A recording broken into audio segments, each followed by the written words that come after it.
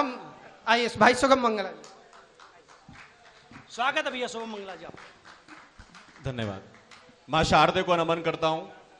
इस पावन मंदिर में उपस्थित आप सभी को नमन करता हूं, मंच को प्रणाम करता हूं। आदरणीय गुरुदेव और गुरुदेव के गुरुदेव जी को तो सादर सादर नमन करता हूं।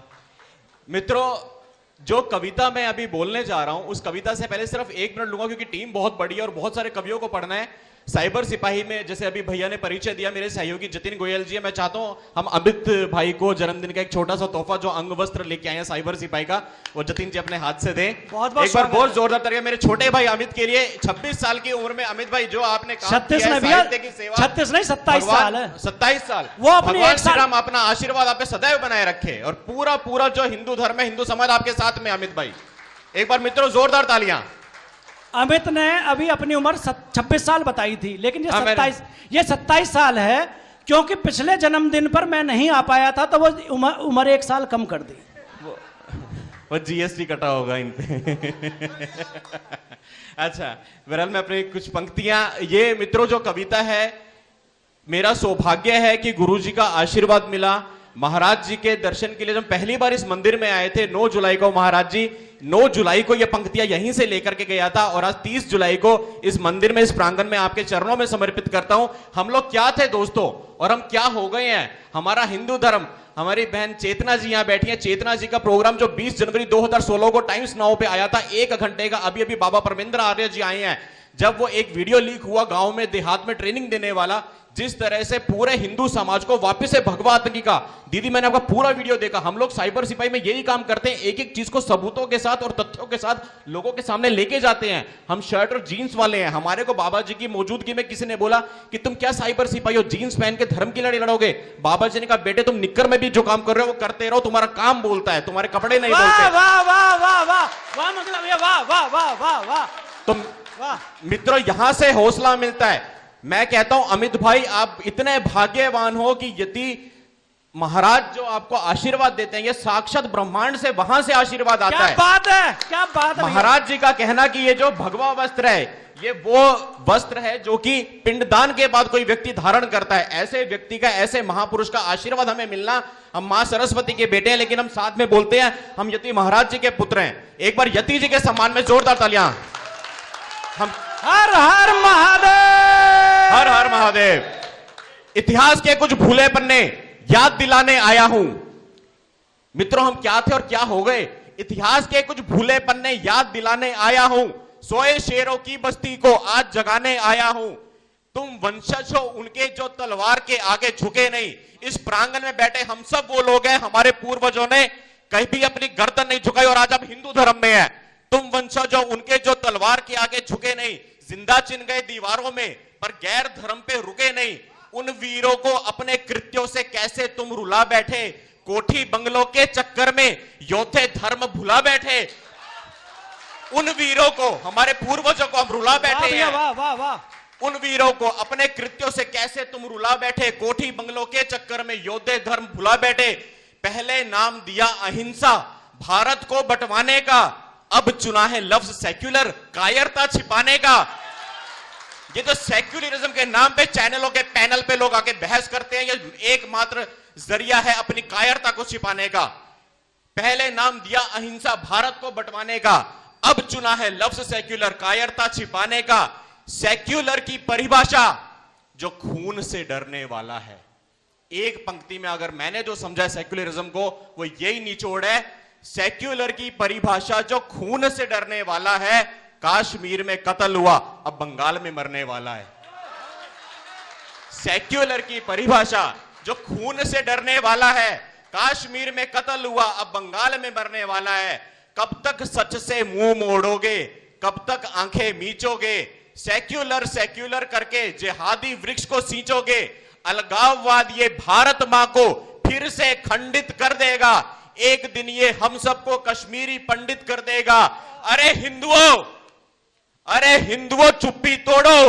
हिंदू स्वाभिमान के तत्वाधान में यह कार्यक्रम हो रहा है। यह पंक्ति हिंदू स्वाभिमान के कदमों में समर्पित है कि अरे हिंदुओं चुप्पी तोड़ो, सीखो स्वाभिमान से जीना जी। अरे हिंदुओं चुप्पी तोड़ो, सीखो स्वाभिमान से जीना जी। वरना एक दिन टेकोगे मत्था मक्का और मदीना जी।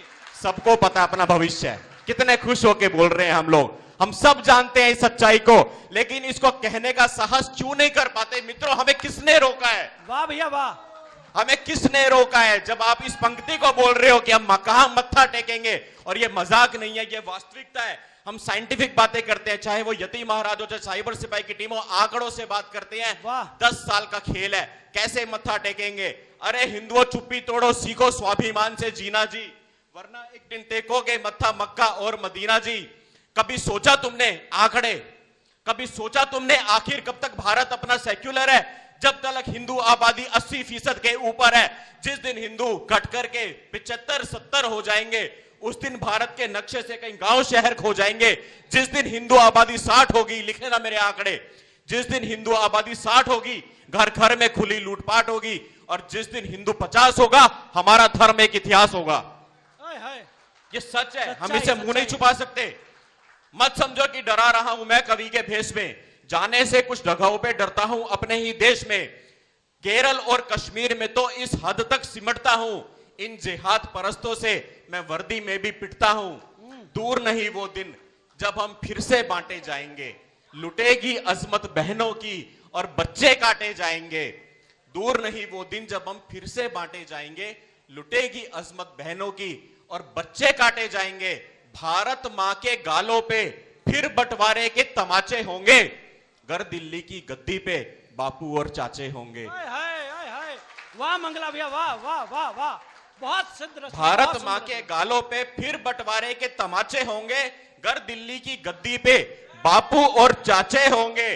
करना क्या है तुमको वो समझ लो अब इशारों में। अंतिम पंक्तियां हैं कविता की, महाराज जी के चरणों में रखता हूं, इसी मंदिर से ली थी, यहीं पे सौंप रहा हूं। मित्रों, यह कविता मैंने 9 जुलाई को लिखी। मेरा दुर्भाग्य, मैंने 11 जुलाई को एक जगह इस कविता को पढ़ दिया, सिर्फ इसलिए कि एक बार पढ़ लूं और रवा हो जाए, गाड़ी थोड़ी सी एवरेज ठीक निकल आए। वो मेरी बहुत बड़ी भूल थी। मैंने जहां पढ़ा वो हमारा समाज है, अग्रवाल समाज। मैं बनिया घर से आता हूं, हालांकि हमें अभी वर्ण पे बात करी, हम उस पे नहीं जाएंगे, हम सब हिंदू है। इस अपेक्षा से पढ़ी थी कि वहां पे इसको सराहा जाएगा। इस कविता के बाद मुझे सुनने को मिला, बेटे ये कविता मंचों के लायक नहीं है, तुम्हें 50,000 की भीड़ में तालियां बटोरनी है तो यह कविता मत पढ़ना। मैंने वहां पे सिर्फ एक वाक्य बोला और घर वापस आ गया। यह कविता 50,000 की तालियों की मोहताज नहीं है। मेरे 50 हिंदू, क्या बात है, वाह। मेरे 50 हिंदू जिनका खून पानी बन चुका, अगर उनका वापस से खून खून बन जाए तो यह कविता लिखना मेरा सार्थक हो जाएगा। मित्रों, आज आप फैसला करेंगे, करना क्या है तुमको वो समझ लो अब इशारों में, वरना हिंदू बहन बेटियां बिकेंगी फिर दिनारों में। कटकर मरने से अच्छा है लड़कर धर्म बचा लेना, कटकर मरने से अच्छा है लड़कर धर्म बचा लेना। दोहराना मत कश्मीर की गलती, तुम हथियार उठा लेना। लक्ष्य एक हो, प्रण एक हो, हर हिंदू के जीवन का। महाराज जी आपके चरणों में यह चीज, लक्ष्य एक हो, प्रण एक हो, हर हिंदू के जीवन का।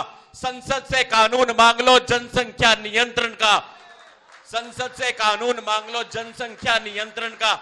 इस मंदिर की दीवारों पे चारों तरफ जो लिखा है कि जिस हिंदू के 5 बच्चे नहीं होंगे वो अपनी आंखों के सामने अपने वंश का नाश देखेगा। ये साइंटिफिक बात है, ये कोई नशे में नहीं लिखे हुए। बाबा जी ने बहुत अध्ययन करके लिखा है, इनकी सालों की वर्षों की तपस्या इसके पीछे है। तो करना क्या है तुमको वो समझ लो अब इशारों में, वरना हिंदू बहन बेटियां बिकेंगी फिर दिनारों में। लक्ष्य एक हो, प्रण एक हो, हर हिंदू के जीवन का। संसद से कानून मांग लो जनसंख्या नियंत्रण का। ऊपर ऊपर कुछ भी बोलो, रखना हिंदुत्व अपने दिल में।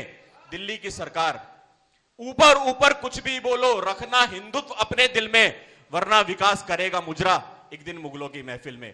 जय श्री राम। बहुत जय सुंदर श्री राम। रचना के लिए मंगला जी बहुत बहुत बधाई।